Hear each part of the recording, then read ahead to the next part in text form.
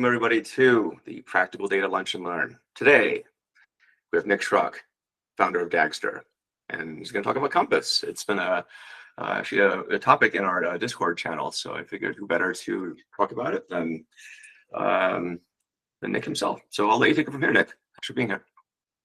Cool. Well, thanks everyone. Thanks to all the people out there in the world too. We're live streaming this, but so just a quick intro of me. My name is Nick Schrock. I'm the CTO and founder of Dagster Labs, the company behind Dagster, which is a data orchestration framework. If you kind of familiar with the domain, we're primary competitor is Airflow. So people use us to build and schedule data pipelines, but we take what we call an asset-oriented approach with software-defined assets. So as a result of building build your data pipelines, you get cataloging, lineage, and a bunch of other features for free out of the gate. And we are also uncompromisingly designed for the software engineering lifecycle. We think that you should have local testing, like the entire lifecycle for data pipelines as well, which has been really historical. So prior to that, I worked at Facebook from 2009, 2017. Kind of my claim to fame before Dagster was I was one of the co-creators of GraphQL, which ended up being a broadly popular open source technology. I know there's like mixed feelings about GraphQL these days, as there is with anything that's broadly adopted. But for those of you who hate GraphQL, trust me, everything you hate about GraphQL, I really hate about GraphQL. But that's a whole different lunch and learn.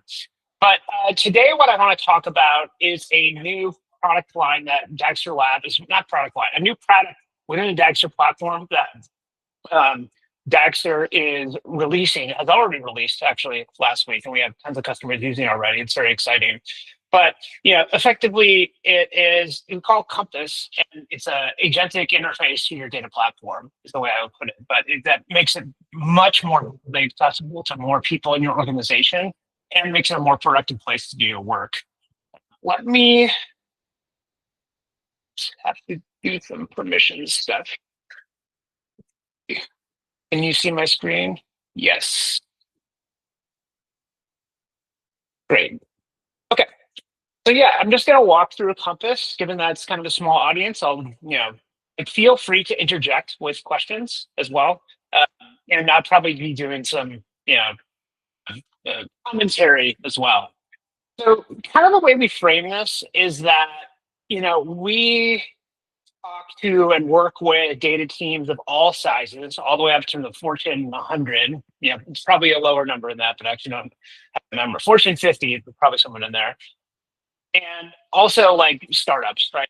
All comers. And the teams that we work with are very serious about their data platform, and they invest a ton of energy into building a great data mart, data platform, all this stuff.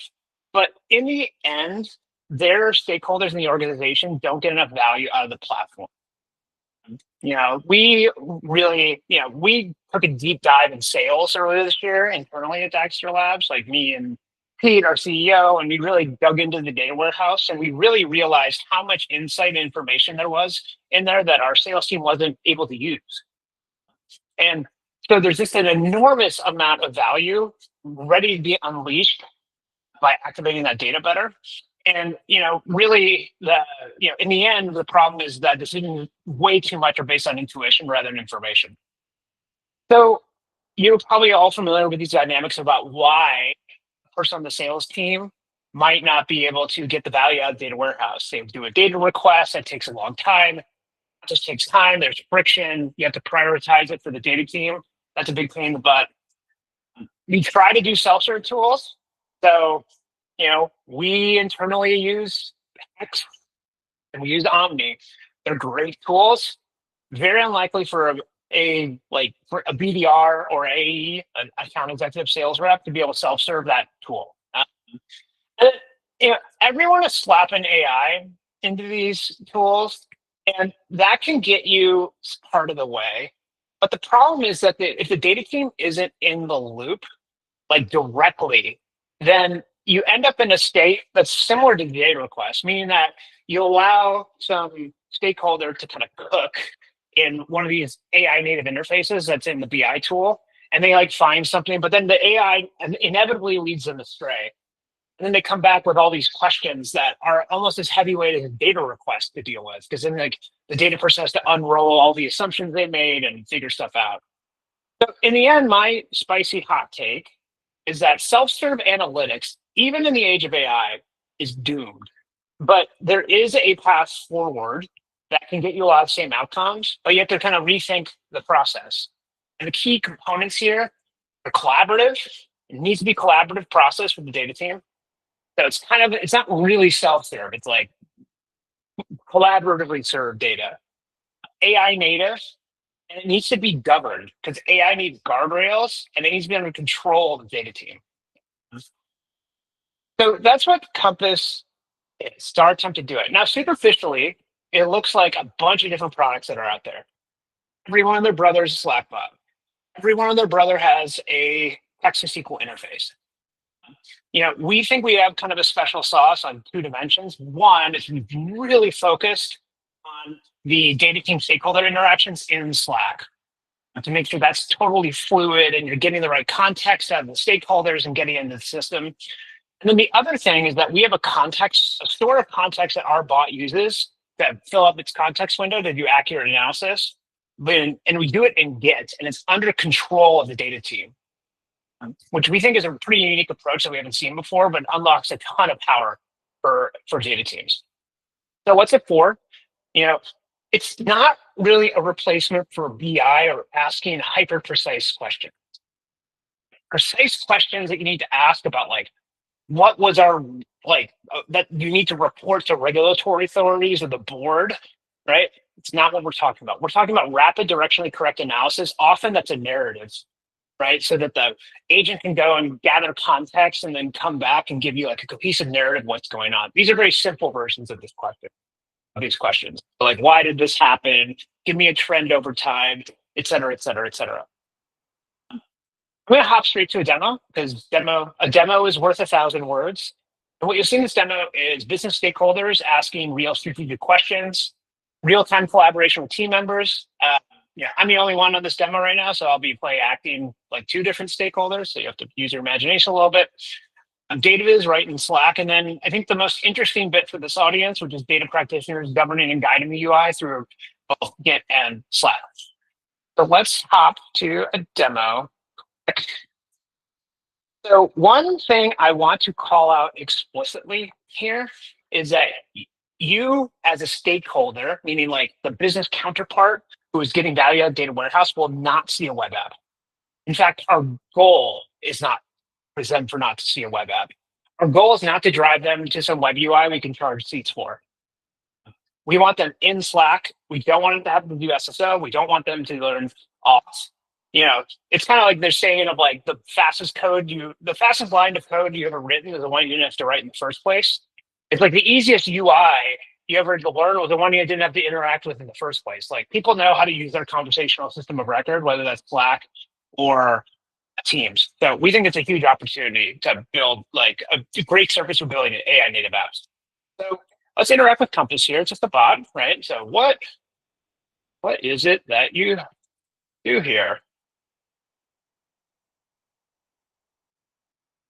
We go in.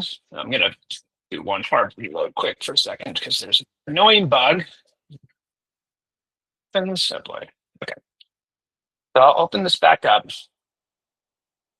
So kind of explains what's going on, right? You need to create a report. I got access to data warehouse. Okay, I'm going to actually start using Whisperflow and talk to it.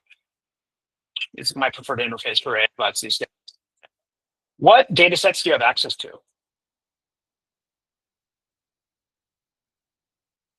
It's going to think here. Think. So we try to be very transparent about what's going on. So we kind of teach the user. We're saying like, hey, we're searching data documentation. You as the user might ask like, oh, that's interesting. That's data documentation. I wonder what that is. I'll dig into that later. So, and you'll see this throughout the product. So have some data. This is go-to-market data. I'm going to, what are the win rates of my reps? I'm a business executive, so I'm interested in my salespeople, how often they win deals. So here, searching data documentation. It's also searching a context. That's interesting. Going through, there's an opportunities table. You know Salesforce, you'll be intimately familiar with this. We also communicate what SQL is being generated live. This is very useful when the data team and the business stakeholders are in the same space together. Okay, so we're getting a chart here. Yep.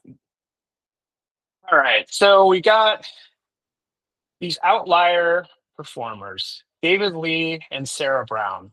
Me as a business stakeholder, I know that we love our salespeople, but no one has an 80% win rate. So what's going on here?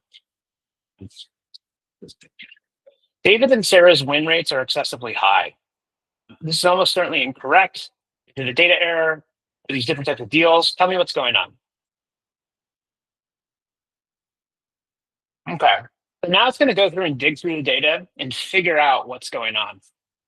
Now, again, these are very simple queries. In practice, you can actually do quite complex analyses, which is super, super fun to do. So it's going to go through, analyze what's going on. Think. They're handling renewals. Okay, so now I know what happened. David and Sarah are CSMs, customer success management. They work post-sale. They work with customers who are already signed on. So that means the only people that count as losses are the people who have churned. So that explains the win rates. You see what's going on. David and Sarah are CSMs, not reps. Please remember that fact. Okay, so now I'm going to do this. And now something interesting is going to happen. It's going to remember context. And this is where I think we get to the spots where this interaction kind of shows you where we have unique differentiation. One, me as a business stakeholder in this play acting scenario, I'm able to add context in an incredibly lightweight way through conversational AI. And then what it actually does when it adds context is it goes and it submits a PR to GitHub. It's a PR, it's a GitHub repo that controls context. If I go here, actually didn't set up this demo quite properly here. Excuse me. There we go. All right. So now we have this request queue for the context store. And if I go here, I'm going to, because it's a technical audience, I'm going to go straight to the actual context repo here. Okay, so this is what actually happens. This is very simple.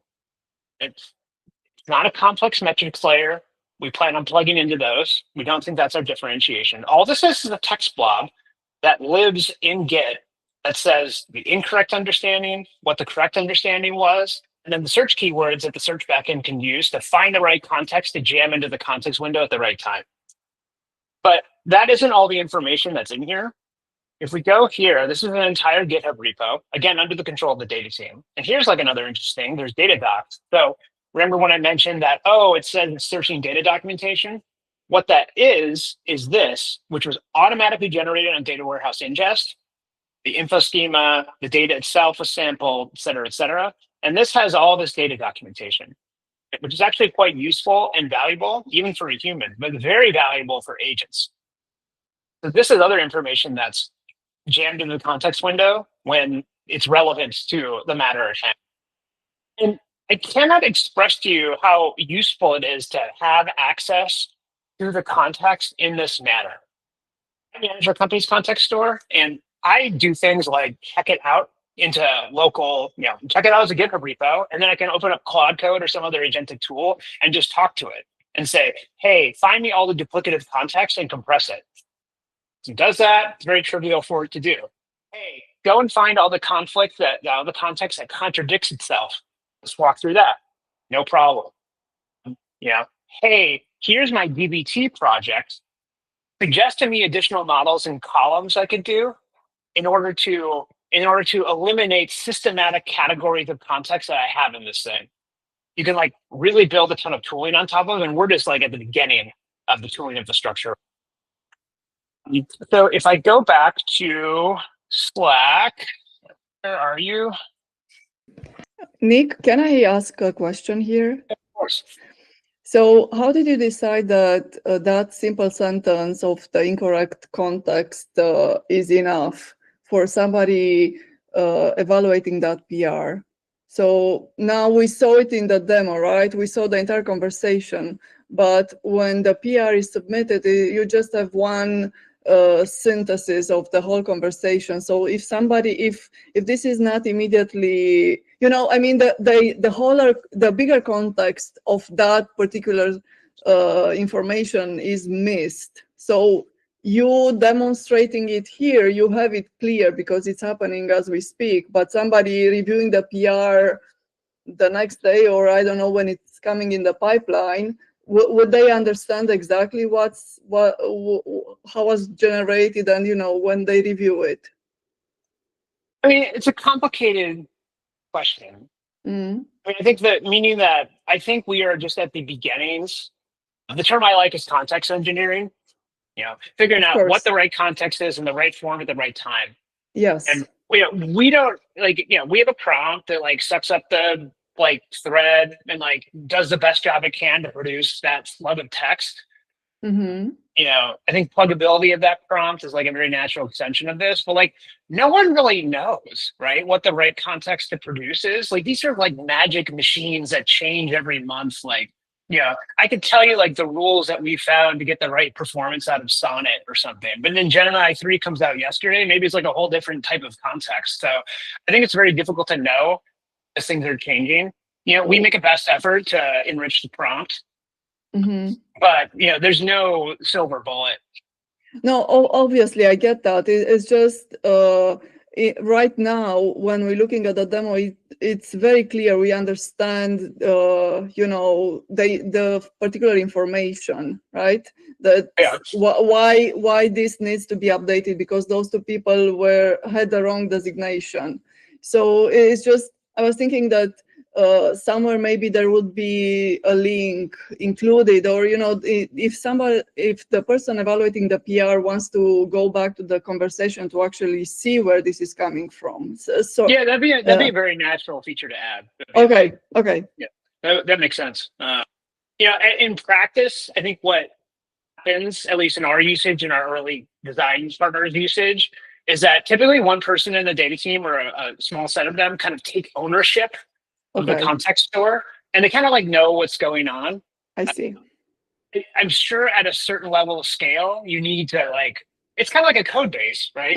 Yes, absolutely. I basically at this, one of the reasons why I put this in GitHub is that we consider context kind of a cousin of code, right? It's bytes on disk that determine in profound ways system behavior, and you want to be able to revert it, test it. You should have a PR that you run CI and evals against it, all sorts of stuff. So I think it's going to have a lot of at least a subset, or there's going to be overlapping set of emergent properties that make it a lot like a code base. And it's some of the scaling issues will be, since you're already downloaded everything, updating everything on GitHub, you can submit the entire JSON of the conversation or the MD, or now we have Tune. So of course, you already have all the content. So transforming it into a persistent context, it's gonna be easy. That's right. That's right. Thank you. Okay, cool. So we have other kind of workflows and features that we have integrated into this. So let's say that, wow, this report was useful. I actually want to see this on a regular basis. Please post it to the Slack channel every Tuesday at 6 a.m., a couple hours before the sales meeting. Okay, so what this is going to do is it's going to create a scheduled analysis, what we call it. And so we have kind of a cron job built into this. What we think this can help address is the long tail of dashboards that inevitably become unused and do unnecessary computation and whatnot. Because in reality, there are probably some sort of exploratory data analysis. If you're on a data team, you'd experience this, the CEO wakes up in a panic and demands. So I've been on the other side of this, so I can say it. The CEO wakes up in a panic and demands some dashboard. But what they really are asking for is an exploratory data analysis that will probably go out of date fairly soon. And then they end up looking at it 3 times. They make a decision, they move on. But then the dashboard lives forever, which is why like 80-90% of dashboards that people build like end up being unused after a few months. So we think this can be kind of a better alternative for that, where you can self-serve an analysis, it gets posted to a channel, pushes the content to who's interested in it. And then if it becomes too spammy, you can just like say like, okay, I don't need this anymore, and kind of self-correct. So we think this is really powerful. Let's do another thing. Say, hey, I'm the CTO. Enough of this go-to-market stuff. I want to know what my engineers did last week. Please summarize all their commits from GitHub last week and present me a report. Okay. So we go through, back, context, data documentation, so on and so forth. Would you like, yeah, I want a data request, do that. So now what it's going to do, it's going to submit a data request to a ticketing system, in this case, GitHub. Now, when I was demoed this feature, I thought it was going to be like complete hokey demoware that would only be good to the demo. Turns out one of our most useful features. And the reason why is it turns GitHub into a context delivery system. So, in practice, in our practice of using it, usually there's been like a conversation and a bunch of analysis that's happened in an attempt to answer the question.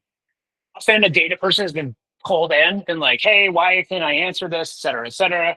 There's more conversation, et cetera. And then at the end, there's data request. What happens then, and it kind of speaks to what you were talking about, Ramona, is that it sucks up all the context in the thread and then compresses it into like a pretty beautiful, awesome data request. It's enriched with a ton of context. It links back to the Slack thread where it came from. So the person that looks at it later can see like who asked for it, why did they care, how did the conversation go, et cetera, et cetera. And then you could also potentially enrich it with the context of the project that you're doing code-gen on, if the goal is to do code-gen. So in reality, these data request tickets end up being a variable, a very good starting point of a context slug for an AI code-gen step. So you can really complete kind of the full data ops lifecycle, so to speak, from like analyze and activation to build and deploy all in one kind of elegant workflow. I think the key component here is the way that we use these systems of records to deliver context from one stage of the workflow to the next. Something I'm really excited about, actually. So I'm on Google Slide. There we go. So how does this work? Onboarding is super easy. You just connect to Slack, you connect your warehouse, and you're off to the races. Again, it queries it generates that data documentation, you're off to a good start. You can ask questions, kind of like you would ask an analyst. And then the data team governs the business context. And this is a critical piece that makes it work. It's kind of funny because the demo of this actually is it not working. First query we show is it getting it wrong. We do that very deliberately because we want to be transparent about the way these systems work. It's not a magic bullet that can solve all problems immediately, but it's a tool that you can use to incrementally build up the quality, and it happens pretty quickly, usually within a couple of weeks. You can build up the quality of the ad hoc analysis done in this that's particular to your company, your organization. It's kind of the core question here is that why is this not just another text to SQL interface? Well, first of all, it's not text to SQL, it's more like text to analysis, which I think is very important. Want to emphasize the Slack nativity is utterly critical. Makes it so you want to use it because I don't want to learn your ontology, your new information architecture. Please don't make me learn another web app. Just happens right in Slack, and then you pull in collaborators super seamlessly. Very powerful. It's kind of two-sided coin of a governed context store that is in control of the data team, combined with an extremely seamless stakeholder interface, where the stakeholder can add context, they can schedule jobs. We want to do all sorts of stuff right in Slack, very elegantly. The collaboration here really transforms the persona dynamics.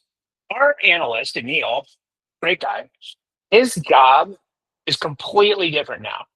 He used to kind of be an order taker in terms of doing analysis for various business stakeholders in the company, along with some analytics engineering work. Now his job is basically to be a context engineer and empower like 10x more stakeholders to use the warehouse productively. And he's monitoring the context store. He's seeing what data models are necessary. He's now the face of value of the data platform, which is an interesting dynamic. And as a result, right, we have BDRs, AEs, people across the organization actually directly getting value in data warehouse, which is inconceivable before a tool like this. And then I showed you kind of a launch point to other workflows, like scheduling a job, like authoring additional models in a data pipeline via that data request feature. So one emphasis again, this is not BI. It's AI native exploratory data analysis, meaning rapid, directionally correct answers for business users with fast iteration to refine a result. You know, we've gotten real feedback from design partners. You know, I'm not going to read, there's like too much text on me. But like, this one is basically like setting this thing up was very easy. We immediately got value out of it. The second one is like, you know, listen, this is a huge time saving, much more productive now. This is another person, a little more long-winded, that is also saying that it is extremely productive. And they've gotten to think about not just doing more analyses, but to doing kind of the different types of work, deeper thinking. You know, people have called out explicitly the ability to do context management fairly easily is a huge game changer. And my favorite, which this is an actual quote from a call, so I have to repeat it as a founder, but I think digging into it is interesting. The reason why she said this, she works at a investment firm in investment ops, is that there is this frequent high stress interaction where the partners, a time sensitive manner, prior to like a partner meeting or something, would be like demanding answers, right? Because it was like time sensitive, very important and based on the discussion. And that was extremely high stress and time consuming. And now she got the partners to do that themselves. So it saves her time, but also this kind of like entire stressful stakeholder management. Like it didn't get rid of 100% of it, but it got rid of a lot of it, which is why she kind of spoke in these more like emotional than normally you get out of feedback from a data tool. And that is Compass. We'll hand it off. Thank you for coming to my TED Talk. Awesome. Thanks, Nick. Sure, people have questions, go for it. I will go for it. Thanks a lot, Nick. This has been very impressive. So, and as someone who had no idea about any of this, so I come with a very fresh mind. I wanna ask about the repo itself. So, is that on the client side? Who's owning it, right? So right now, out of mere convenience, we host it in like a shared organization. But like the goal is that for enterprise customers that they would completely and wholly own the GitHub repo. And nothing from their data side comes anywhere near. I mean, you don't own any of their data, right? You're sitting on top of it, and it's their job to handle all. I mean, you do a handoff sort of things, right? That's right. Okay. And the data, it's in their warehouse. Okay, so a lot of we've seen another demo a few some time ago from Zenlytic. They do a different approach, but the same similar idea, right? An assistant, and I don't know the internals of it, but a lot of it seems to me that a lot of it hands on the on how good the text to SQL component is, right? Because when it generates a lot of SQL from all these conversations, so how do you evaluate it, and how many evaluations do you have in this workflow, right? Because there are many points of failure that can happen there. So is that, sorry, this was a bigger question, more questions in this question. So it's about text to SQL if you want to address it, and evaluations of the entire workflow and the points of failure that you're considering there. So On the text and SQL aspect, I guess we have found that it is much more important to do the correct context engineering than actually to choose the right model. Mm-hmm. So, like, for example, we moved from Sonnet to Haiku for most of our models, even though that's dumber. Mm-hmm. The reason why is like not cost actually, is because Haiku is like 3 to 4 times faster, and that was a better user experience. And we didn't see any like meaningful degradation in query performance. So I think that's like it surprised me, right? It was a little counterintuitive, but I am just very bullish that like context engineering is going to be one of the most important skills going forward, and to do it at scale, accurately, programmatically, like it's actually very challenging. I know it is. Yeah, the it's kind of like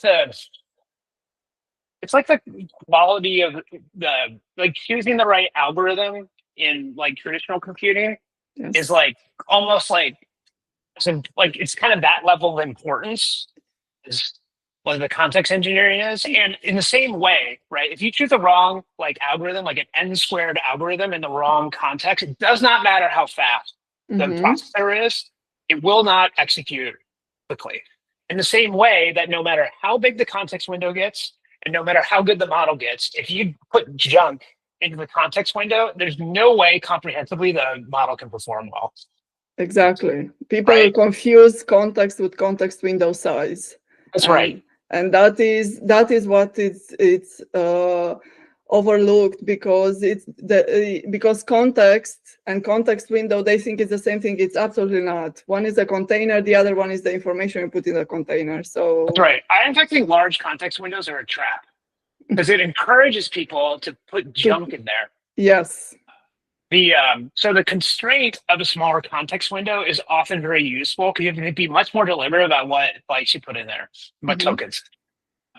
So that's that aspect. In terms of wasn't one point of clarification? Yeah. There's evals, and then there's like points of failure in a multi-turn conversation. I think. Yes, and also in the workflow. Yes, because the entire workflow is a back and forth. It's a multi-turn. That's correct. Yes. That's right. In terms of evals and evaluating performance, it's funny.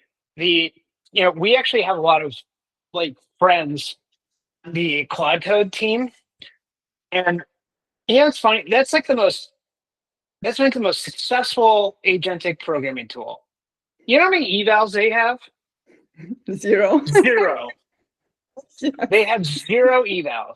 It's purely like qualitative analysis and feedback based. Mm-hmm. So, I actually have a like article cooking in my mind about wading into the, there's always like a eval, like every month there's like an eval controversy on Twitter. It's like cicadas. It just like comes and it goes away and it comes back. And my reply, it's kind of like feedback is all you need. If you get feedback from the inner loop of the users and get that, and then you can do like LLM as judge and like kind of figure out the outlier cases, I think you can get a lot of the way there. Now, I think for hyper mission critical applications, certain domains, doing a huge eval suite will be totally appropriate. But, we're going much more based on in-product feedback, just qualitative analysis in the same way the Cloud Code team did. We owe a lot to the Cloud Code team.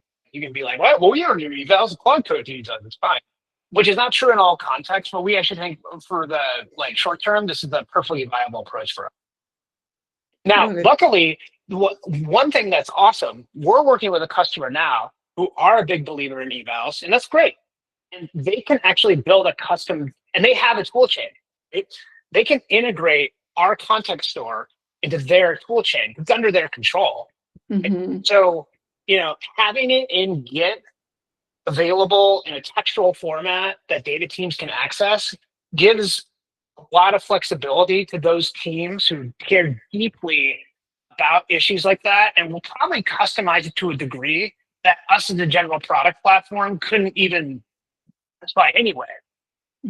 So that's why it's one of the reasons why we're so bullish about the kind of the Git storage for context. Another example of why we're so bullish on it is like semantic layers. The like there, I would call it, there is a passionate minority in data who deeply believe in metrics layers. And if you don't, or semantic layers, whatever, metrics, semantic layers. And if you don't support them, you are like, complete idiot. And that's fine. I understand completely. It makes a lot of sense. But we don't find semantic layers being adopted in like the majority of customers. Because it's like it's too much work, it's over formalized, all this stuff. But we want people who use Compass who believe deeply in semantic layers, like go ahead, bring all those YAML files into the repo, and then we can you can customize the system prompts. We'll work with you to like make it so that you can leverage that metadata to get better, accurate performance. But we don't want to like require everyone to have a semantic layer. So the very formalized semantic layer. You just want to have the right, you just want to have the context, whatever they call it and how they keep it. I was laughing because in a meeting with Joe earlier today, the semantic layer was the first thing that we talked about. So it's like a serendipitous because it's on everyone's mind, right? If you work on the context engineering side, that is the connection is right there. Yeah. And to be clear, I think as you evolve a more complicated context store and you're like ingesting all this unstructured information, and then you need to coalesce it into something more like structured and coherent, it will end up looking a lot like a semantic layer. But I think you have to like start small and just get the tokens out of the business stakeholder's mind and like stored somewhere, right? And then the data team can kind of like take over and enrich it over time. And it just occurred to me that the context of the agent, right? So that entire conversation, once you have it on Git in the same place with the rest, then somebody can that can become input data and be evaluated and do your own analysis and then see the commonalities, and people usually do ask the same things, or the agent may be tripping on the same point. So you're generating the future data that you're gonna need for your analysis. So this is you have an entire flywheel already there. And GitHub, so I was impressed from the beginning, and now it's like, yeah, I think the kind of words, we have a lot of ambitions. It's kind of like once you're have a product like this and there's all this green space in front of you, it's pretty fun. Yeah. Yes. And one thing that we're very interested in building as we scale is kind of insights about your insights. So being able for customers to have logs of what is going, what people are asking about, and all that stuff, and you get a longitudinal view to get kind of a pulse of the organization. The analogy I like to use, like remember during COVID when like Google would know the infection rates of certain geographies because people were like asking about like, I can't smell and taste anything, right? We feel like we can like end up delivering a magical experience like that because I think you can derive a lot of insight from what people are asking about. Exactly. And so we're very bullish on that kind of work stream as well. But working on that is kind of like a problem we have to earn and get it used at proper scale. Right now we're really focused on sweating the details of like the in Slack interaction, because getting all that subtly right is like so important to getting the high quality. I think of everything as a token factory now. Like you want to like get the tokens out of the brain of the domain experts somewhere, and then you can like have like all these fancy AI tools take over, but it's actually like very hard to get the requirements out of like some person and some org somewhere that has deep domain knowledge about like some supplier and like the history of that, or like why the pricing model changed for 2 months in 2022. Tribal knowledge. Exactly. I know Greg wants to ask, so thank you very, very much. I sent you a connection on LinkedIn, so if I have other questions, I will ask. I really appreciate this. Thank you. That makes the whole talk worth it. Got my LinkedIn connection out of it, my marketing team. Hey, Nick, thanks for the demo. It was Yeah, really yeah. great to see like how it works, and I echo Ramona's sentiments about the thought behind it. One thing I'm curious about your experience with is that, like you mentioned up front, the intent is not to serve as a precise analysis. That's right. I think the words you used were rapid and directionally correct, which I love. Love that phrase. And that you're starting, like you intentionally have your first demo be something where it gets it wrong to get users in the mindset that, yeah, I have to treat this thing accordingly. But like in all my experience, when if you do a data analysis that is, intentionally quick, dirty, directionally correct, because it's useful to somebody to have it at that level of precision, over time, whoever's consuming that or the stakeholders are going to more and more grow to rely on that as though it is something that is precise. That's because right. now it's the thing that they have, and they're going to rely on the thing, and they're going to trust the thing.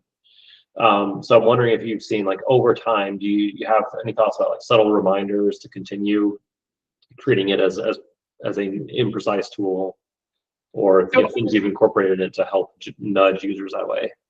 I don't think we've had to so far, but I think that's just the privilege of it being an early product, because the kind of the data teams where it clicks with, it becomes like addictive very quickly to like correct the context and then like see it like learn over time. So I think we're kind of blessed with early passionate users who don't need the reminder about it, and we're kind of like very actively managing things.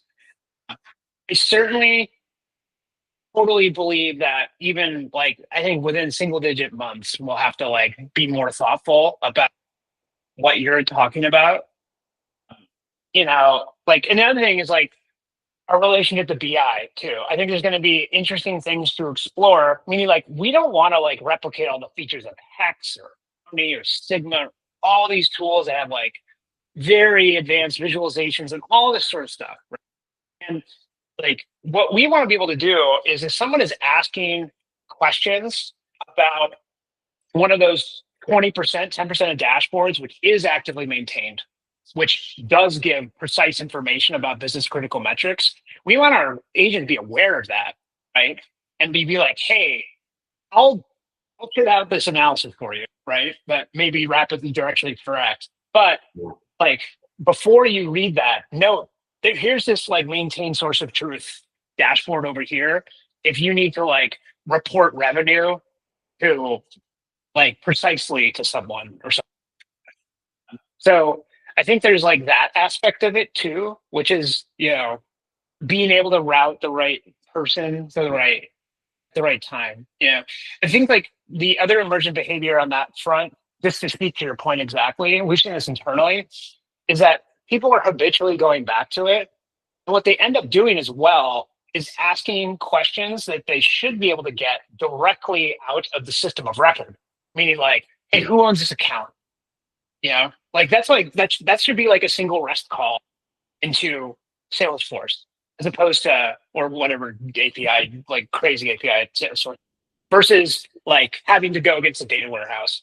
So I think like, I think it's an opportunity for us, but it's also a challenge, because we have to be like transparent about like, hey, I know this is correct. Oh no, this came from the data warehouse, and like it might be correct. I think. So yeah, very insightful question. That is an interesting insight, Nick. The routing piece, because it's something I've been talking to people about lately. Where it's interesting, because in a lot of companies, the dashboard or the report already has answers to run your company, and like you're correct, because they have to be.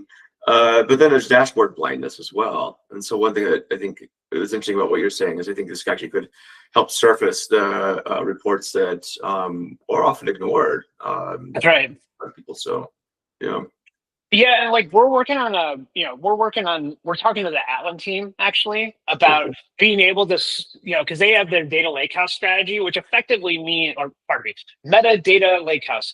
The metadata lakehouse, which basically means you have a SQL interface into the metadata that they've ingested from other tools and themselves, which means they could slap like the agent over this. Right? Like you could like do SQL queries and find like all the different entities in your system and navigate the ontology and all that stuff, which would be a natural way to serve as a routing layer.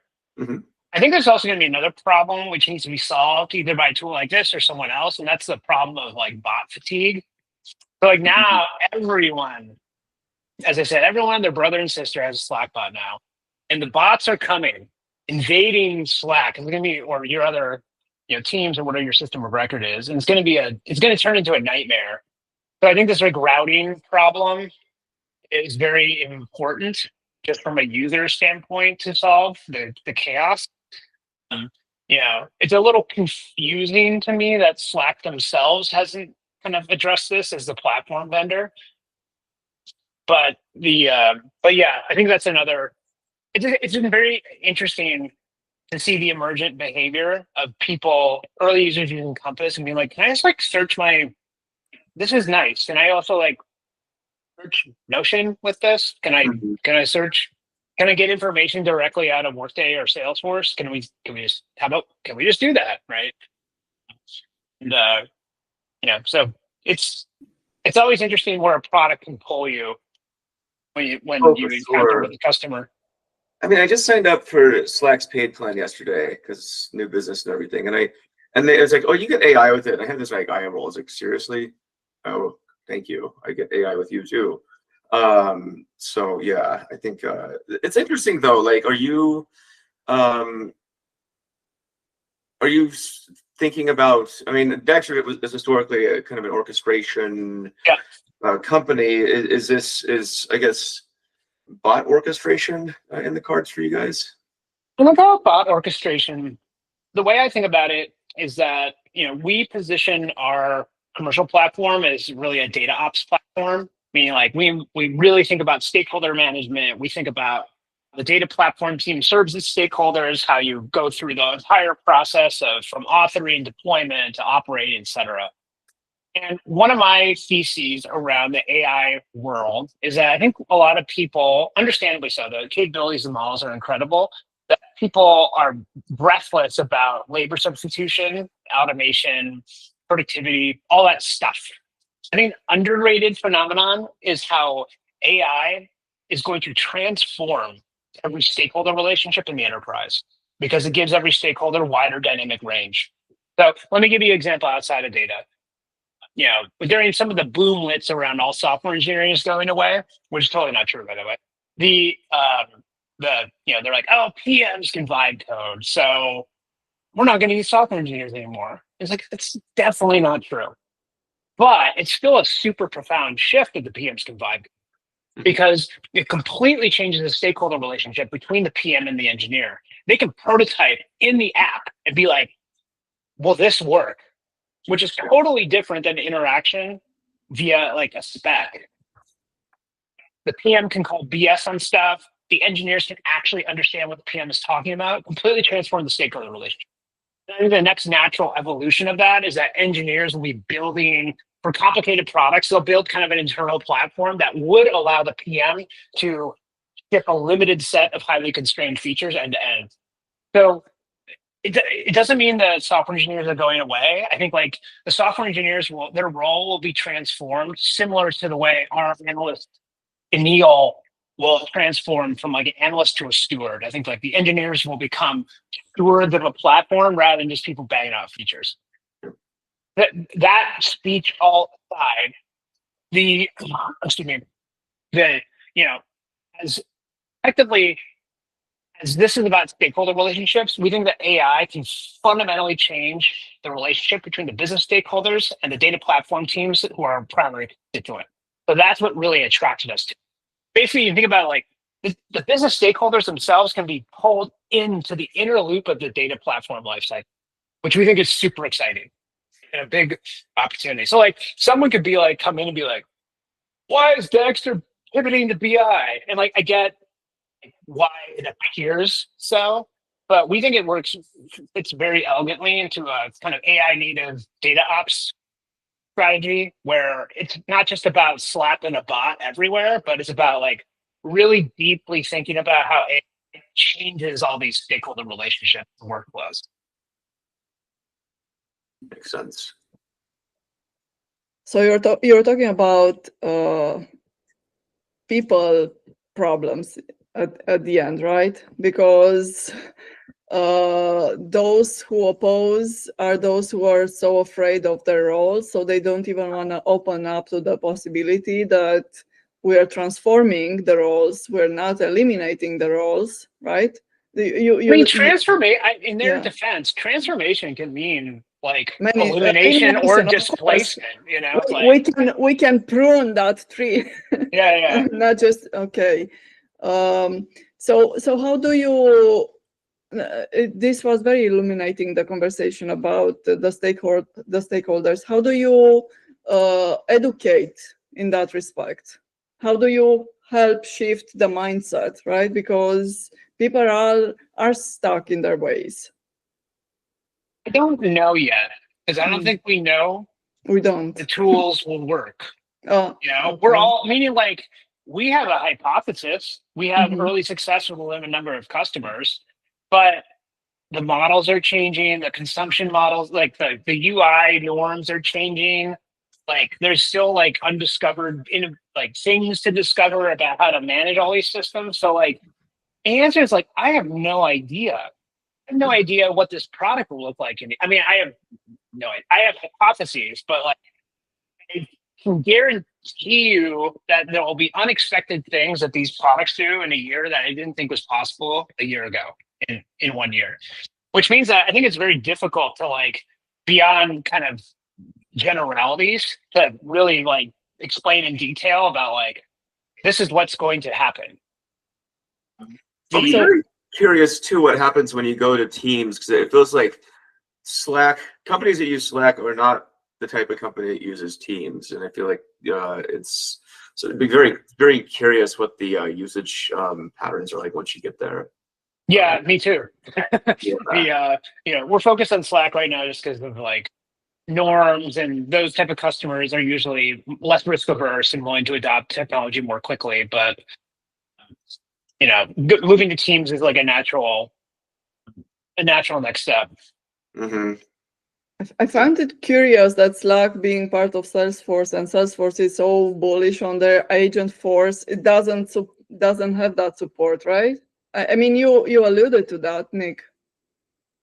Their central question at Salesforce, as far as I know too, is telemetry. Irina Malkova, she's a VP over AI and platform there. She's saying that it's getting the telemetry of all the different apps at Salesforce, for example, and making that integrate is like insane. And so, I'm sure. I mean, I cannot imagine the technical debt at Salesforce, both from the original Salesforce product, where like they invented their own programming language and like all sorts of stuff, and then the like, it's kind of like a yearly acquisition of some company that has its own like I'm like crazy like Tableau, Informatica. This is like a hit. This is like a greatest hits of technical debt companies.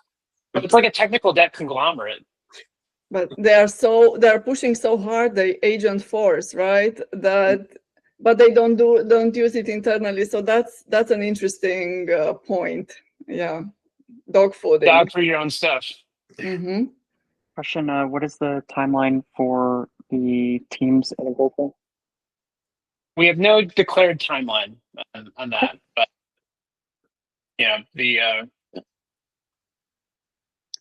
if I were to guess, Q2 of 26. Okay, thank you. So that's like the ambition to like try to like as quickly. We want to like deeply understand the product dynamics as quickly as possible, and then once we do that, then and there's some more stability, then talk about multi-platform.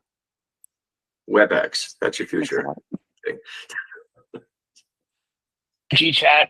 Actually, I have a hard stop in a minute. We've gone over, but it was good times. Thanks for Ramona. Thanks for all the questions. Thanks, Nick. And thanks to everyone who showed up here. We'll see you all later. Are you gonna be at reInvent, by the way, Nick, before we jump off? Well, not. I went last year, and I'm still recovering from the Death Star of conferences. It's like crazy, like the Make an integration I- for Amazon Prime.